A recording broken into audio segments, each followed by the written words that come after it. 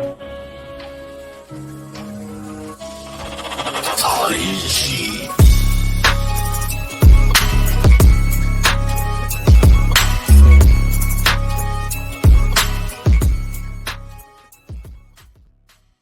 welcome into episode 17 here, the Grind on Sports. I'm Wayne Kaiser alongside Ben Metz, and man, it's been a couple weeks. Took a little, we shelved it a little bit, but back at it this week. Really trying to kind of build a little bit over the last couple of weeks. Seen a little growth on our YouTube channel, so want to appreciate all those that's kind of checked in, subscribing now, but been a lot to talk about. I want to talk Tennessee baseball here today.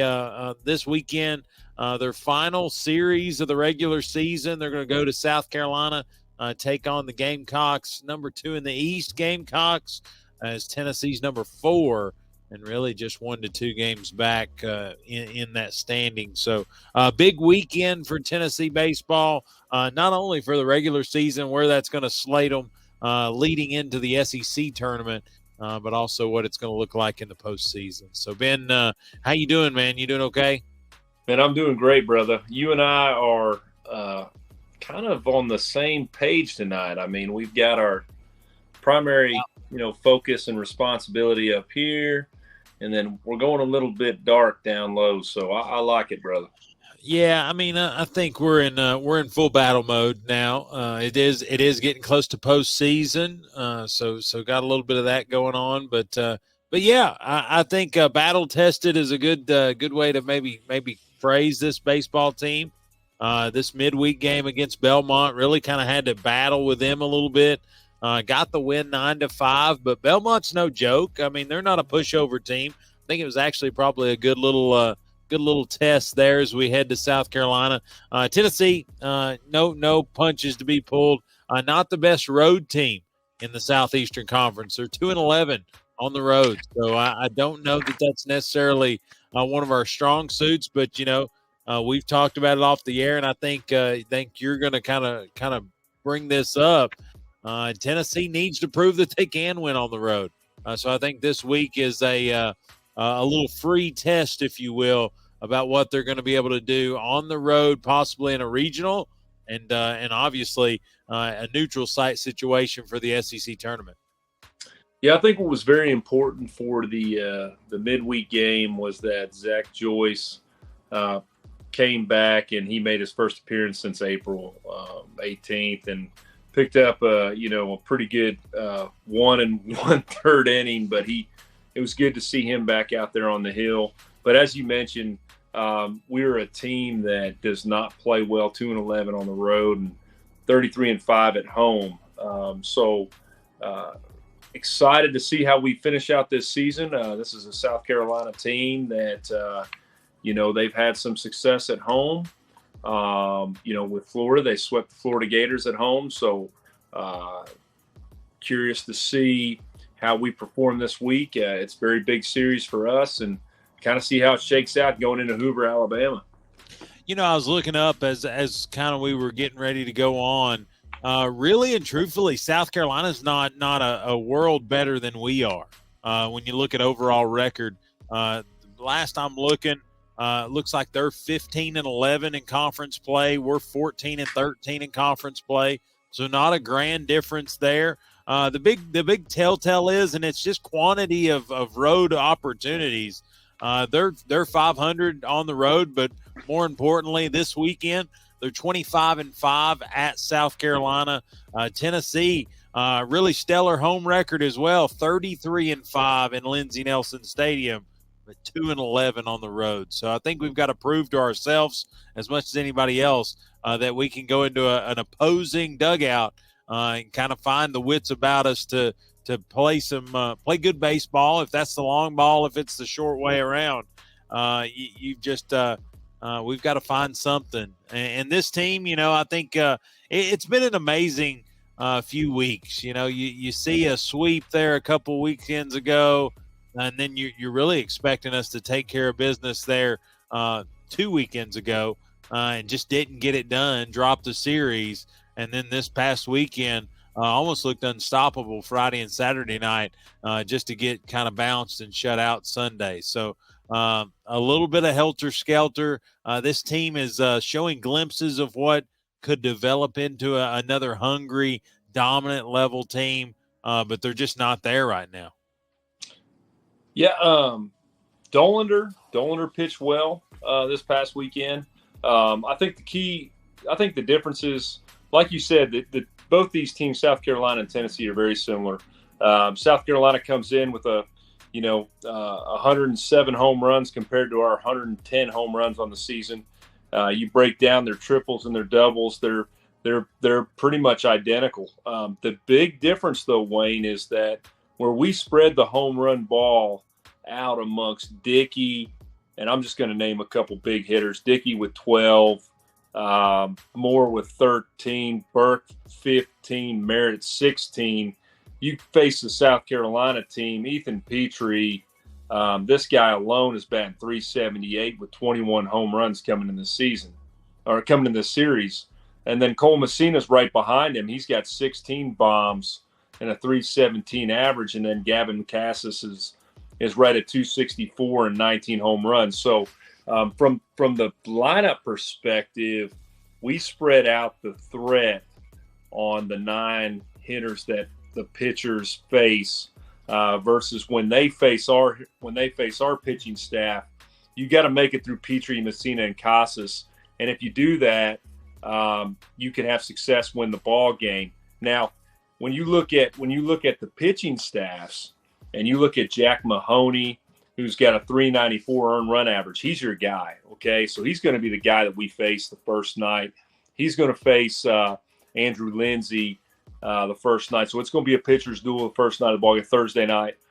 Jack Mahoney, .394 earned run average. I mean, this is a guy that keeps his opponents around 267 compared to Andrew Lindsay, who's right around 224. So I don't predict to see a lot of runs in the first ball game.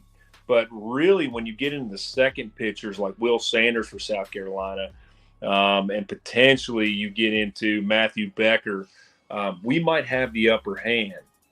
Just when you talk about Drew Beam and Chase Burns, and you talk about the guys that we have with Z Christ and some of the others. So I'm excited to see how this series goes, brother. Well, I'm looking here, Ben, and here's a little nugget for if Tennessee fans want to know a reason to be excited.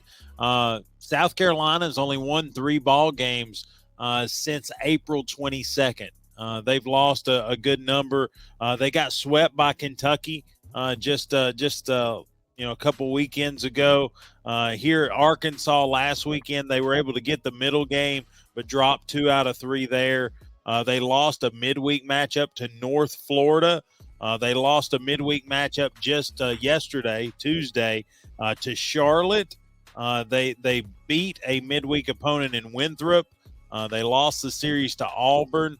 And then their last bit of really solid success was April 20th, 21st, and 22nd when they swept the Florida Gators. So to me, I think this is a recipe for them to walk in and as I know people say, walk with the Lord when they play Tennessee. But this is a team that hasn't seen a ton of success in the month of May. So I'd like that to continue at least one more series. I know they're going home. They've kind of had a long road stretch. The sweep was at Kentucky. The loss of the Arkansas series was in Fayetteville, but they did lose the series to Auburn, the last home series they had. So, again, not an unbeatable team. And that's what I like about that. We've become a little bit more of the hunter again.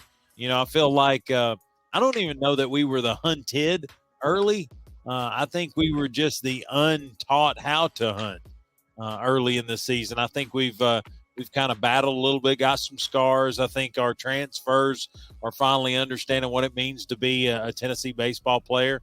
And I think we're ready for this series. I like where Tennessee psychologically is. I think anytime you can win game one, and I've kind of been saying this for about a month now. I don't think we look at winning the series. I think we got to worry about winning Thursday night and see where that takes us.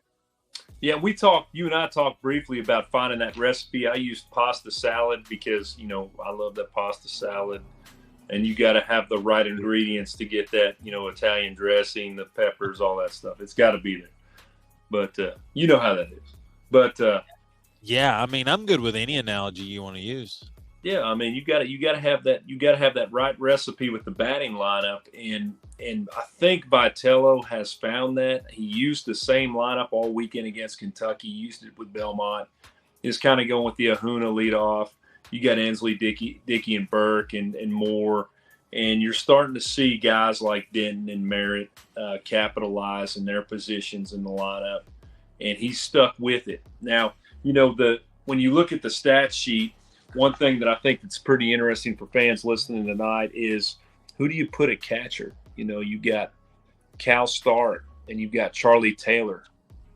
And when you look at Cal Stark and Charlie Taylor, Wayne, you got two guys that are, you might as well it's crazy that they almost have the same initials, Charlie Taylor and Cal Stark, because their batting average is the almost the exact same, 235 to 213, 68 at bats for Charlie, 80 for Cal, hits 16 and 17, doubles 5 and 4, homers 3 and 4, RBIs 13 and 16.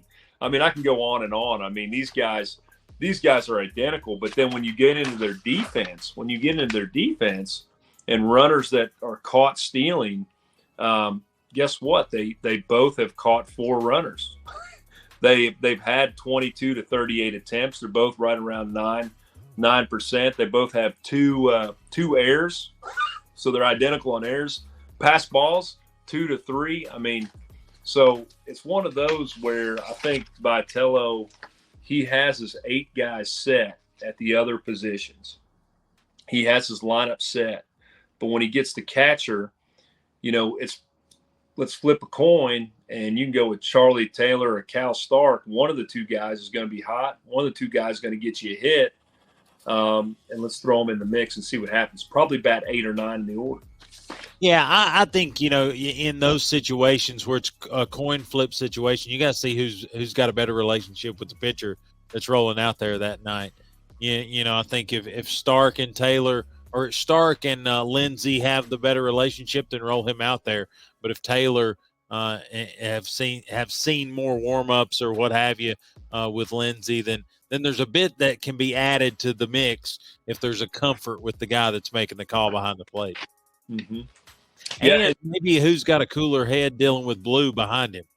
There you go, man. There you go. And a smaller component that you have to evaluate is who can, like you said, cooler head with the umpire, but who can frame those pitches a little bit better and expand the strike zone with how they frame the pitch. I mean, I'm sure Vitello and Coach Anderson go through that as well.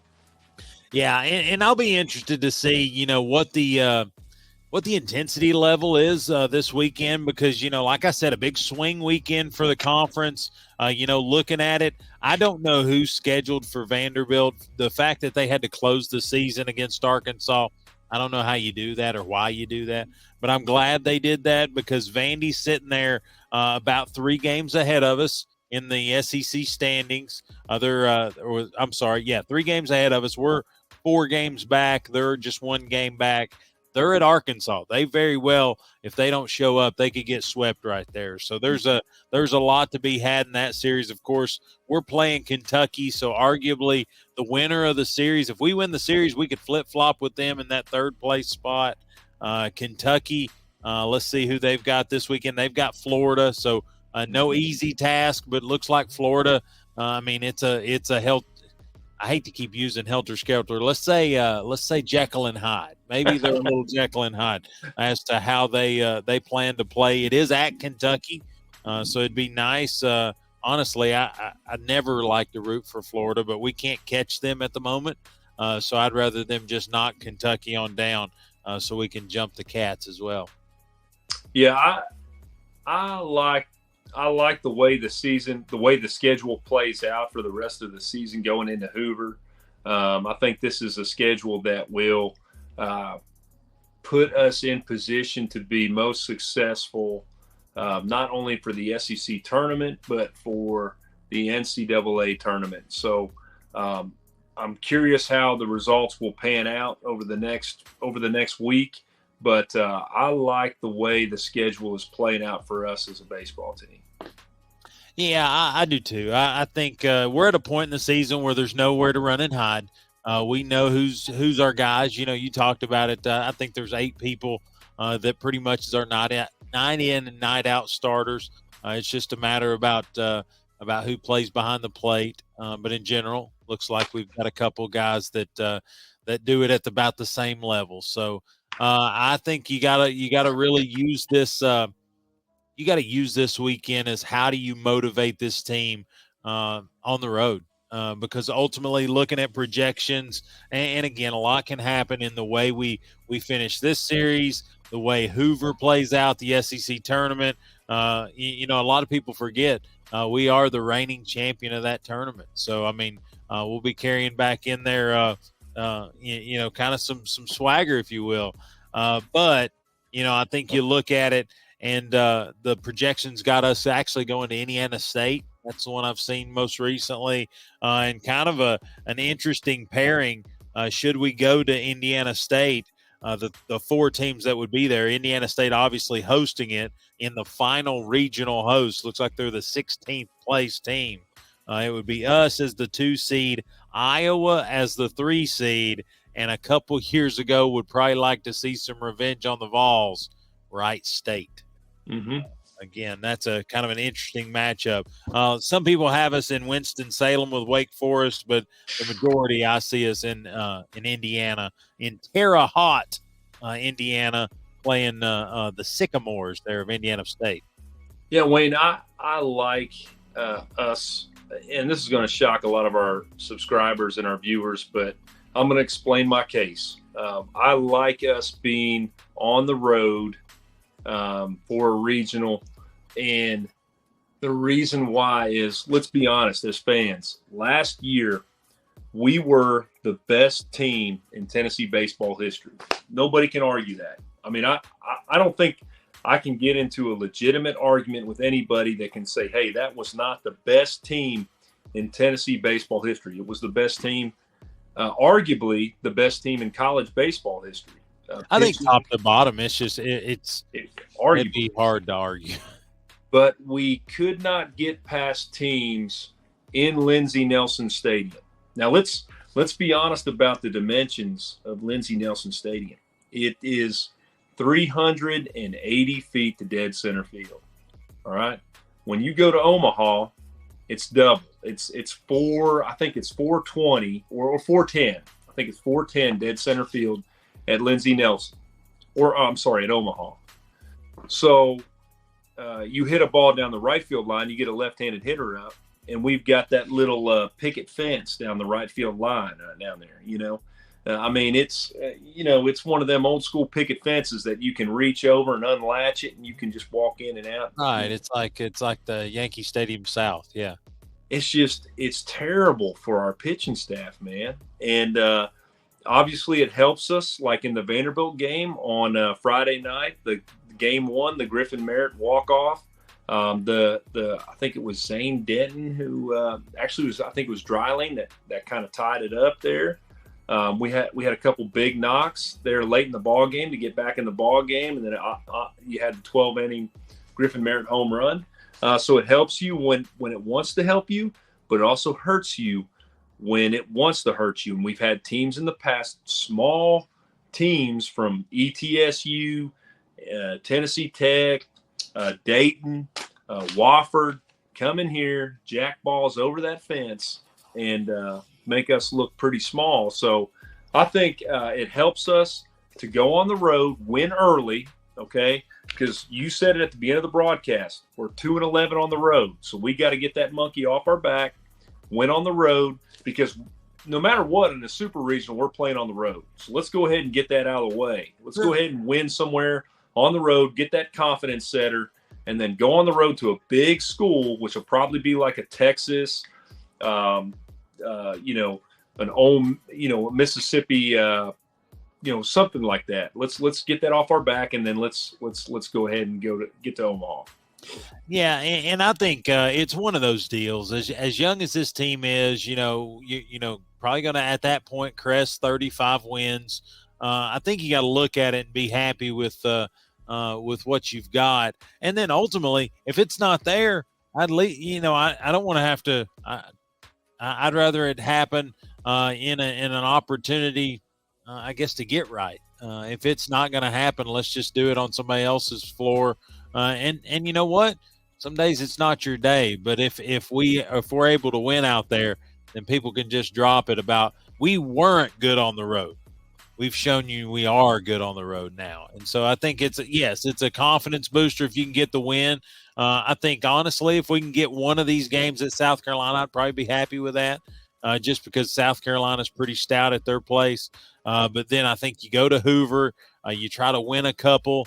The last two World Series champs coming out of the state of Mississippi, ironically, they've both had early exits at Hoover. So I don't know how much that weighs in on how I feel about anything. So I'm interested in just getting to the regional, whether that's in Indiana, whether that's in Winston-Salem. I don't care if it's in Kalamazoo. Let's just get after it and try to make it work. So like Kenny says, so what you're saying is like when Kenny says you got to know when to hold them, know when to fold them. I guess I'm more trying, and this is my go-to. I'm just hoping we can be a little Toby Keith here and there. Not as good as we once was. We'll be as good once as we ever was. There you go. I don't care. I as long as anybody but Arkansas, I can kind of be happy about it. All right. Well, one topic that I think our fans need to look for over this series, I think this is something Tony's really going to key on over this weekend, is there's two guys that he are very close in competition that are not in the day-to-day lineup that he's going to use in the playoffs, and then as we get further into the NCAA tournament. That's Kavaris Tears and Dylan Dreiling, okay? And these are two guys that he may use to back up Christian Scott out in right field. He may use his DH positions to get Griffin Merritt a day off if he's trying to win in a 3-game series. But, Kavaris and Dylan are both about, very similar batting average, 306, 315. Kavaris has got the upper hand there. Tears is a stud, honestly. Oh, he is, man. He is. I mean, these are two guys that are the future of the University of Tennessee. I hope everybody knows that. These are two guys that are very young baseball players that show extreme potential. They'll get drafted in high rounds. They won't get drafted in low rounds, like number 1, number 2 overall. But these are guys that are physically capable of playing in the major leagues. And I'm curious how that competition works out over the next 3 games. Let's just see how it goes. I like them both, buddy. Is it too early to strike up a volunteers T-shirt? We can, man. We can trademark that, brother. I just feel like I guarantee I'm not the first one to say it, but maybe on YouTube I am. Mm-hmm. But Ben, I think we've kind of beat the horse, the dead horse now, and we just got to see how this weekend goes. Tomorrow night, I believe 6 p.m. maybe first pitch at South Carolina. Thursday, Friday, Saturday series to see kind of where we shake out in the regular season. Then, like I said, probably next week we'll talk about what the Omaha outlook looks like.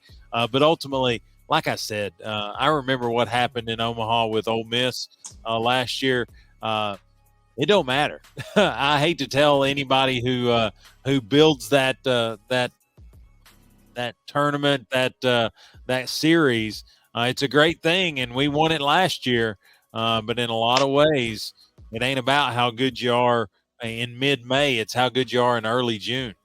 Yeah, and let's just go ahead and for all those Negavols out there, this is a team fully capable of winning the national championship in NCAA baseball. Okay, it is a very competitive tournament. It is going to require not just one game of good baseball. It requires at least 2 in a series, multiple over a weekend. So really for us, it's going to be a matter of where is this team currently, and I feel our team is in a really good place for how we've competed over the past couple of weekends. I had an excellent series against Kentucky. Played great baseball towards the end of the season. We have found our lineup. We have found something with Lindsey as starter. We've got an excellent concept with Chase Burns out of the bullpen. Sewell's looking good. Connell will see two batters a game, and he can do pretty good with those. Yeah, he gave up a home run in his one pitch this past weekend against Kentucky. But typically, he's solid. He's one you can rely on. I will say he's like a rock'em sock'em robot. It only takes one good just jab, and his head goes ping. Mm-hmm. Yeah, here in about 18 more months, I'll be able to curl my mustache. I don't think mine grows that way. I think mine grows down all white trashy like I got going on here. But I will say, it's an interesting time to be a Tennessee Vol fan. I think just a quick little note.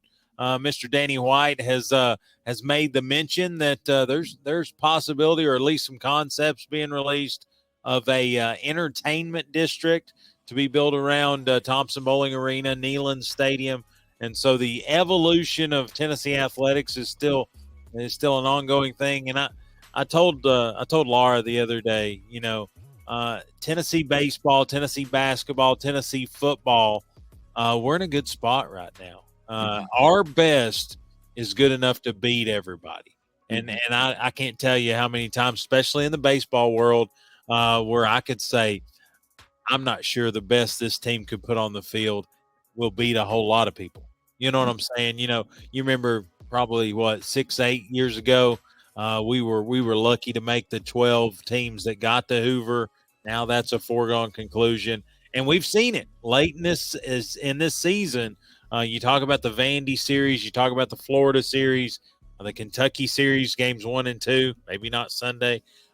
Those baseball teams play a brand of baseball that it's going to give anybody fits. And you got to love where you're at there. Same thing goes for basketball and football.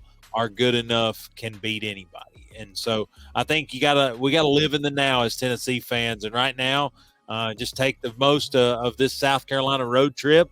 Let those chips fall where they may, and then let's just hold on for another, hopefully, 3 or 4 weeks of baseball, but at least a couple weeks of baseball.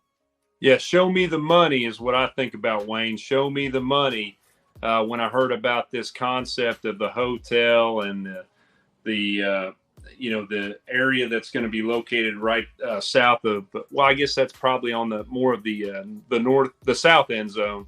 Oh, it's down there on my end. I know exactly where we're at. You're a Southie. I'm not trading out my tickets and just getting that 12th floor condo in that new hotel. I aspire to be a Southie. Get like the robe, and the sword. And it's really not a robe. It's more of like a Hugh Hefner smoker jacket. Well, I'll take it. If it's a smoker jacket, I'll take it. But when he was cool. Yeah. What I'm saying is when I think about Show Me the Money today, when that was announced, is we have always speculated that there are these donors, that there are these people that throw money at the University of Tennessee. For the longest time, I thought, okay, you have Haslam, you have the Haslams, and that's it. I really felt like we've got the Haslams, you got the Thorntons, but for the most part, I was like, that's pretty much all that's throwing money at the University of Tennessee. Right. What I have found out over the last couple years is that there are much more people with a lot more money that are willing to throw as much money at winning and success at the University of Tennessee. And guess what? Due to a Supreme Court judge, it's all legal now. And the best concept I've heard is in the past, Coach Heupel had gotten negative feedback about his ability to recruit. And the common concept now is he doesn't have to worry about it. The money is there to help him. And I think this is just another step in that direction. The feedback I'm seeing on social media now is now he's recruiting. Now the university and the city is investing in an environment that's going to help him recruit even further. And it's going to just create this concept of college football that no other team has started to develop at any level. I mean, you're talking USC, Notre Dame, you're talking all these big schools that aren't even thinking about building you and I went to the Battery. They're not even thinking about building that near their stadium. And the University of Tennessee is going to do it, and they're going to do it quickly. And when they do it, it's just going to bring more fans. It's going to bring more admissions. It's going to bring more money. And it's going to bring top-tier talent. So I'm very excited about the news that was shared today, and it just further convinces me that we've got some championship trophies to be hoisting pretty soon, buddy.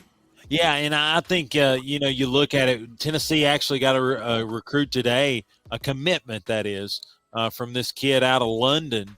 He's from that NFL academy in London. Supposed to be an athletic freak. Looks like an edge rusher, but I think the Big Orange, I think it's drawing itself in a little bit. I think receivers are starting to want to play here. I think Heupel's a little bit of a quarterback whisperer. I think he's going to get his guy there, and I think it's still proving ground, right? I was listening to a local show today that still questions Joe Milton's ability, and I love it. I love some questioning of what we can do, because the worst thing I've ever seen as a Tennessee fan is overconfidence leading into August. Mm-hmm. And so let's just ride the critics. Let's see what they've got to say and see what we can do. Now, there are two schools that are coming up with similar concepts. Like Vanderbilt is going to open up a vineyard very close to their stadium where you can taste different types of wines, Zinfandels, things of that nature. And then at Florida, I hear that they're going to have like a trailer park of fun, like an area where you can go into double wides, single wides, and have like cold beer. Yeah, and it's one of those deals where if you didn't show up with jean shorts, we'll make you some. Yeah, there you go. Yeah. Discounted rebel flag tattoos, all that stuff. We digress, Lord. Lord. I'm just glad this is on YouTube and subscribers only. But, hey, speaking of subscribers, like I said, experienced a little bit of growth here recently. Want to appreciate those that have jumped on board. I hope you like our commentary, because it's kind of what we do. It's all we got. But we're excited that you've jumped on. We're going to continue to do this. Hopefully next weekend we're talking about how Tennessee set the record straight on the road, knocked off the South Carolina Gamecocks, and are prepping for what's hopefully a nice, I guess, what do you call it, defending their SEC tournament championship from a year ago. So Ben, any kind of final words? I'm with you, Wayne. Let's go ahead and take care of the Gamecocks, and let's make a good final push here, brother. All right. Well, if you liked it, good. If you don't, try us again. But until next time, take care, be safe, and yes, grind on.